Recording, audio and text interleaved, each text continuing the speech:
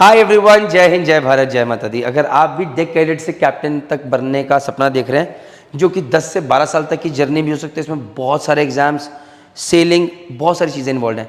तो शॉर्टकट में थोड़ा बताते हैं, क्योंकि धीरे धीरे वक्त के साथ आप जानते चले जाएंगे। तो सपोज कीजिए आप डीएनएस का कोर्स करते हैं, जो कि 1 साल का कोर्स करता है, आपको 18 मंथ्स की सेलिंग करनी है एज अ डेक कैडेट। अगर आपने बीएससी नॉटिकल साइंस का कोर्स किया है तो आपको 12 मंथ्स की सेलिंग करनी है एज अ डेक कैडेट। वो करने के बाद आगे कीजिए प्लीज़। वो करने के बाद आप आएंगे और आपको ये कोर्सेज करने पड़ेंगे, AFF course, MFA course, PSCRB, radar, ARPA, ECDIS, GMDSS, ये कोर्स, और second mates function course for 4 months duration. ये कोर्सेज करने हैं अगर आपको, तो हमारी एक वेबसाइट है stcwcoursefund.com। अगर आप उस वेबसाइट पे जाएंगे आप ये सारे कोर्सेज देख सकते हैं और वहाँ से आपको पता चल जाएगा भैया देहरादून में हो रहा है, दिल्ली में हो रहा है, कहाँ हो रहा है। बुक भी कर सकते हैं at a very very good rates as well. Okay, ये कोर्सेज करने के बाद, सेकंड मेट्स फंक्शन कोर्स करने के बाद आपको डीजी शिपिंग के बारे में पता चलेगा कि भैया वहाँ पर जाके एग्जाम देना होता है, उनकी एक असेसमेंट चेकलिस्ट है। भैया ये सारे काम आपको करने हैं, दुनिया भर की चीज़ें लिखे, ये कोर्स, ये कोर्स, ये कोर्स, वैलिड मेडिकल सर्टिफिकेट, ये पूरी चेकलिस्ट कंप्लीट करने से बहुत सारे काम लिखे हुए हैं, आपने सारे कर दिए। फिर आप दोगे सेकंड मेट्स का एग्ज़ाम। ये सेकंड मेट्स एग्ज़ाम में 1 सिग्नलिंग एग्ज़ाम होगा, 6 रिटर्न के एग्ज़ाम होंगे और 3 ओरल के एग्ज़ाम होंगे। ये दुखी कर देता आदमी को। ये पीछे साहिल बेटा हंस रहा है अभी, ऐसे कर रहा है क्योंकि ये दुखी कर देता है। आदमी ये एग्ज़ाम निकाल लेता है, रिटर्न निकाल लेता है, ओरल्स की हमें आदत नहीं होती है, सर्वेयर क्या एक्सपेक्ट कर रहा है क्या है। मैंने बहुत लोगों को, यहाँ पर किस्मत भी चलती है मेहनत के साथ साथ, मैंने बहुत लोगों को पहले अटैम्प्ट में सारा निकालते देखो, और कुछ लोग जो डिजर्विंग में लगते हैं उनको 4 अटैम्प्ट लग जाते हैं फिर भी नहीं निकलते हैं। तो ये चैलेंज है। दिक्कत क्या है कि जब ये एग्ज़ाम क्लियर नहीं होता, जब तक आप शिप पे नहीं जा सकते, you are losing money, you are losing time. आगे बढ़ते हैं प्लीज़। जब आप थर्ड ऑफिसर बन गए, आप जहाज पे जाओगे, आप as a junior officer watch keeper जाओगे, या फिर आप एज ए थर्ड ऑफिसर जाओगे। कुछ एक रैंडम सैलरी $1500 से लेकर $2500 $3000 तक आपकी पर मंथ शुरू हो जाएगी। अब आप सेल करना शुरू कर दोगे।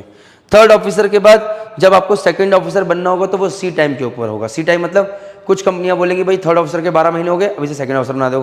कुछ कंपनियां बोलेंगी 18 महीने हो गए, इसके प्रमोशन सही है, तीनों शिप पे कप्तान ने बोला इज गुड, तब इसको सेकंड ऑफिसर बना दो। तो इसके लिए आपको कोई एग्जाम नहीं देना, एज पर सी टाइम, एज पर शिप का अप्रेजल बाय द कैप्टन आपको सेकंड ऑफिसर बना दिया जाता है।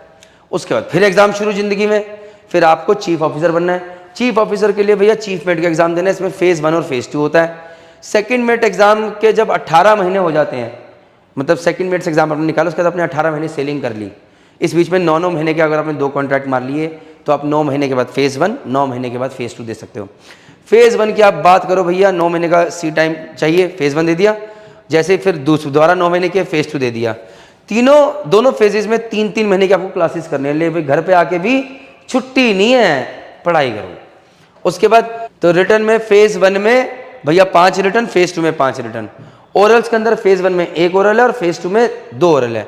भैया अगर आपको ये फिर से जब कोर्सेज करने होंगे तो आपको याद आएगी stcwcoursefund.com की, वहाँ पर आप ये जो कोर्सेज करने हैं फेज 1 फेज 2 के, आप वहाँ से बुक कर सकते हो। जितने भी कोर्सेज आपको सारे वहाँ से मिल जाएंगे। ओके, अब पहले तो एक कोर्सेज करो भाई, 3 महीने का कोर्स, फिर 3 महीने का कोर्स, उसके अलावा एग्जाम दो, क्लियर करो, फिर एग्जाम दो, क्लियर करो, ओरल बैंड हो जाता है। फिर आगे बढ़ते हैं। तो यार अगर आपको चीफ ऑफिसर से कैप्टन बनना है तो भाई पहली रिक्वायरमेंट तो यह है कि आपका total sea time after second mate COC होना चाहिए 36 मंथ्स, और साथ में 12 months after chief mate COC होना चाहिए। और एक और ऑप्शन ये भी है कि सपोज कर लो आपने बहुत फास्ट प्रमोशन लिए तो भैया ये 36 की जगह 30 मंथ्स हो जाएगा, लेकिन उसमें अंदर आपको कम से कम 12 महीने as a chief mate, chief officer sail किया होना चाहिए। यह है कि चीफ मेट के सीओसी के बाद 12 महीने सेल किया है, वो है कि एज अ चीफ ऑफिसर आपने 12 महीने सेल किया तो भैया तुम्हारे फास्ट प्रमोशन चल रहे हैं, तुम्हारे पास अच्छी वो है तो तुम 30 महीने में भी एग्जाम दे सकते हो। अब जब एग्जाम देने की बारी आएगी, 1 रिटर्न 1 ओरल, कोर्स ड्यूरेशन तो एएसएम कोर्स के अंदर advance ship board course management करना है आपको, 45 डेज का कोर्स है, फिर से भाई करो। फिर उसके बाद एक सिमुलेटर बेस्ड मॉड्यूलर कोर्स करना है, जिसके कंप्लीशन होने के बाद मास्टर को ये सारे क्लियर कर लिया, आपको मास्टर का सीओसी मिल जाएगा।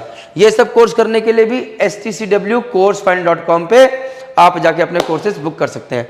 तो भाई ये है आपकी जर्नी, जिसके अंदर आपको 8 साल भी लग सकते हैं और 12 साल भी लग सकते हैं, और कई लोगों को 16 साल भी लग सकते हैं, क्योंकि सीओसी तो आपने निकाल ली, लेकिन कंपनी कई बार बोलती है भैया चीफ ऑफिसर के अंदर जब तक तुम 40 महीने नहीं कर लोगे तब तक हम तुम्हें मास्टर नहीं बनाएंगे। कोई बोलता है 50 महीने, कई बार कुछ कंपनीज बोलते हैं 60 महीने। तो मास्टर चीफ ऑफिसर के टाइम पे बहुत लंबी सेलिंग करनी पड़ती है।